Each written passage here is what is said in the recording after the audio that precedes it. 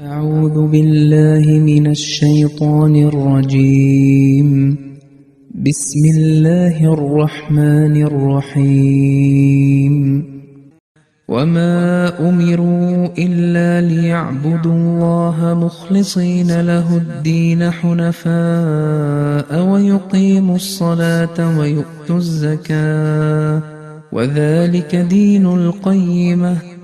അർത്ഥം: അനുസരണത്തിൽ അള്ളാഹുവിനോട് ആത്മാർത്ഥത പുലർത്തുന്നവരും ഏകാഗ്രമാനസരുമായി അള്ളാഹുവിനെ ആരാധിക്കാനും നമസ്കാരം നിലനിർത്താനും സക്കാത്ത് കൊടുക്കാനും വേണ്ടിയല്ലാതെ അവരോട് ആജ്ഞാപിക്കപ്പെട്ടിരുന്നില്ല. അതത്രേ ശാശ്വത സത്യത്തിൽ അധിഷ്ഠിത മതം. സൂറ അൽ-ബയ്യിനയുടെ 6-ാമത്തെ വചനവും അതിൻ്റെ അർത്ഥവുമാണ് ഇപ്പോൾ ഇവിടെ കേൾപ്പിക്കുകയുണ്ടായത്. അതിൻ്റെ വ്യാഖ്യാനമാണ് ഇന്നത്തെ ദർസിൽ നാം പരിശോധിക്കാൻ പോകുന്നത്. കഴിഞ്ഞ ആയത്തുകളിൽ ഗ്രന്ഥാനുസാരികളിൽ നിന്നും ബഹുദൈവ ആരാധകരിൽ നിന്നും നബി സല്ലല്ലാഹു അലൈഹി വസല്ലമയെ അവിശ്വസിച്ച ജനതയെക്കുറിച്ച് പരാമർശിക്കുകയുണ്ടായി. ഇവിടെ അള്ളാഹു ഈ ആയത്തിൽ വമാ ഉമിറു ഇല്ലാ ലിയഅ്ബുദുല്ലാഹി എന്ന് പറഞ്ഞുകൊണ്ട് അള്ളാഹു പറയുകയാണ്, ആ ജനതയോട് അള്ളാഹു തആലയെ ആരാധിക്കണം എന്നും മുഖ്ലിസീന ലഹുദ്ദീൻ, അവനെ പൂർണ്ണമായും അനുസരിക്കണം എന്നല്ലാതെ ഒരു കൽപ്പനയും അവർക്ക് നൽകിയിട്ടില്ല. ദീൻ എന്ന പദത്തിന് അറബിയിൽ പല അർത്ഥങ്ങളുമുണ്ട്. അതിൽ ഒന്ന് അനുസരണം എന്നാകുന്നു. അതായത് അള്ളാഹു ഇവിടെ പറയുകയാണ്, ആ ജനതയെ അവരുടെ മതപണ്ഡിതന്മാരും പുരോഹിതന്മാരും സന്യാസിമാരും അവരെ അടിമകളാക്കിയിരിക്കുകയായിരുന്നു. അങ്ങനെ അവർക്ക് ആ അടിമത്വത്തിൽ നിന്ന് മോചനം നൽകാനായി പ്രവാചകൻ സല്ലല്ലാഹു അലൈഹി വസല്ലം ആ ജനതയുടെ ഇടയിലേക്ക് വരികയും അവരോട് ഇത്രമാത്രമേ പറഞ്ഞുള്ളൂ, അതായത് നിങ്ങൾ ഈ പണ്ഡിതന്മാരുടെയും പുരോഹിതന്മാരുടെയും സന്യാസിമാരുടെയും അടിമത്തത്തിൻ്റെ ചങ്ങല മുറിച്ചുകൊണ്ട് അള്ളാഹുവിനെ പൂർണ്ണമായും അനുസരിക്കുക എന്ന്. ഈ പണ്ഡിതന്മാരുടെയും പുരോഹിതന്മാരുടെയും സന്യാസിമാരുടെയും അടിമത്തത്വം അവസാനിപ്പിച്ച് നിങ്ങൾ എൻ്റെ അടിമയാവുക എന്ന് അദ്ദേഹം പറഞ്ഞില്ല. മറിച്ച് ആ എല്ലാ അടിമത്വവും അവസാനിപ്പിച്ച് പരിശുദ്ധനായ അള്ളാഹുവിൻ്റെ അടിമത്വം മാത്രം സ്വീകരിക്കാനാണ് അദ്ദേഹം പറഞ്ഞത്. ഈ ഒരു കാര്യം അവരുടെ സ്വഭാവത്തിൽ ദേഷ്യമോ പ്രകോപനമോ ഉണ്ടാക്കേണ്ട ഒന്നായിരുന്നില്ല. അവരുടെ മുമ്പാകെ സ്നേഹത്തോടും വാത്സല്യത്തോടും കൂടി അദ്ദേഹം ഈ ഒരു കാര്യം അവതരിപ്പിച്ചു. പക്ഷേ അത് പരിഗണിച്ച് തങ്ങൾക്കുള്ളിൽ ഒരു നല്ല മാറ്റം സൃഷ്ടിക്കുന്നതിനു പകരം അവർ രോഷാകുലരായി അള്ളാഹുവിൻ്റെ റസൂലിനെതിരെ തിരിയുകയും അദ്ദേഹത്തിനെതിരിൽ അവർ എല്ലാതരം നടപടികളും പ്രയോഗിക്കാൻ തുടങ്ങി. ഈ ലോകത്ത് ഒരു വ്യക്തി ആരുടെയെങ്കിലും ഗുണത്തിനായി സംസാരിക്കുമ്പോൾ ആ രണ്ടാമത്തെ വ്യക്തി ആദ്യത്തെ വ്യക്തിയോട് നന്ദിയുള്ളവനാവുകയാണ് ചെയ്യുന്നത്.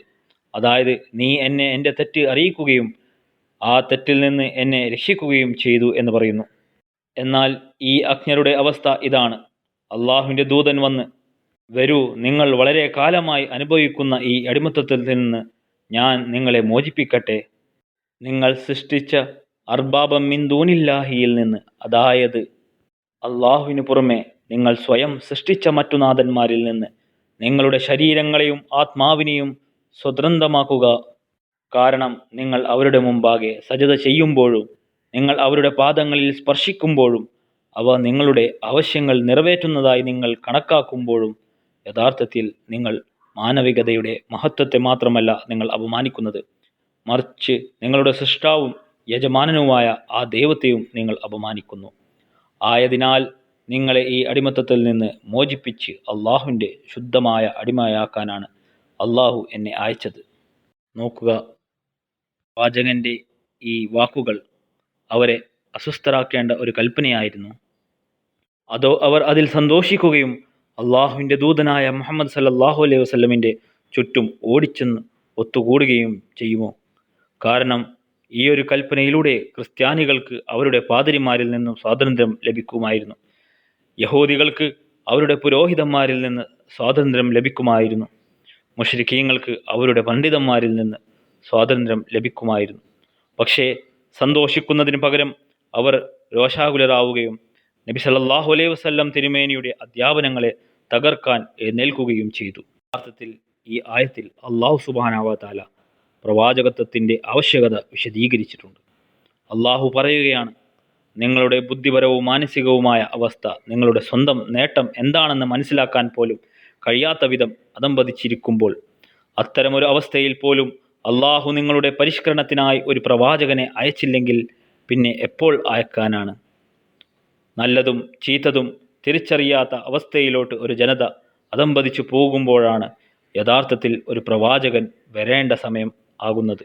സഹറൽ ഫസാദു ഫിൽ ബർരി വൽ ബഹരി എന്ന അവസ്ഥ ലോകമെമ്പാടും പരന്നുകൊണ്ട് ആത്മീയവും ധാർമ്മികവുമായ ശക്തികൾ പൂർണ്ണമായും നിർജീവമായി തിരിയുകയും ചെയ്യുമ്പോഴാണ് അള്ളാഹു പ്രവാചകനെ അയക്കുന്നത്. എന്നാൽ ഇത്രയും അധംപതിച്ച അവസ്ഥയിലും നമുക്കൊരു പരിഷ്കർത്താവിൻ്റെയും ആവശ്യമില്ലെന്ന് അവർ കരുതുന്നു. അതുകൊണ്ട് അള്ളാഹു പറയുന്നു, നിങ്ങളുടെ സാഹചര്യം ഇങ്ങനെയായിരിക്കെ അള്ളാഹുവിൻ്റെ ദൂതൻ മുഹമ്മദ് നബി സല്ലല്ലാഹു അലൈഹി വസല്ലം നിങ്ങളുടെ നേട്ടത്തെക്കുറിച്ച് സംസാരിക്കുകയാണെങ്കിൽ പോലും നിങ്ങൾ അവനുമായി യുദ്ധം ചെയ്യാൻ തുടങ്ങും. അതിനാൽ ഈ സമയത്ത് അള്ളാഹു തആലയിൽ നിന്ന് ഒരു പ്രവാചകൻ വരേണ്ടതിൻ്റെ ആവശ്യകത വളരെ കൂടുതലാണ് എന്നതിൻ്റെ തെളിവാണിത്. അതായത് വമാ ഉമിറു ഇല്ലാ ലിയഅബ്ദുല്ലാഹി മുഖ്ലിസീന ലഹുദ്ദീൻ എന്ന് പറഞ്ഞുകൊണ്ട് ആ ജനതയോട് മറ്റെല്ലാം വിട്ടുകൊണ്ട് അള്ളാഹുവിനെ പൂർണ്ണമായും അനുസരിക്കാനാണ് പറഞ്ഞത്. അതായത് മറ്റൊരു വിധത്തിൽ പറഞ്ഞാൽ, ഇതിനു മുമ്പ് ആ ജനതയെ സന്യാസിമാരും പുരോഹിതന്മാരും ബിഷപ്പുമാരും അടിമകളാക്കുകയായിരുന്നു. അവരുടെ ജീവിതം ഇവരെ അനുസരിച്ച് പാഴാകുകയായിരുന്നു. ഇസ്ലാം വന്ന് അവരെ രക്ഷിച്ചു. പക്ഷേ നന്ദി കാണിക്കുന്നതിന് പകരം അവർ പോയി അവരുടെ അഭ്യുദയകാംക്ഷികളുമായി യുദ്ധം ചെയ്യാൻ തുടങ്ങി. തുടക്കത്തിൽ പറയുകയുണ്ടായി, ദീൻ എന്ന പദത്തിന് വേറെയും പല അർത്ഥങ്ങളുണ്ട് എന്ന്. ആ അർത്ഥങ്ങളും അത് വച്ചുള്ള വിശദീകരണവും വരും ദർസുകളിൽ കേൾപ്പിക്കുന്നതായിരിക്കും. ജസാക്കല്ലാഹു വആഖിറു ദഅ്വാനാ അൽഹംദുലില്ലാഹി റബ്ബിൽ ആലമീൻ.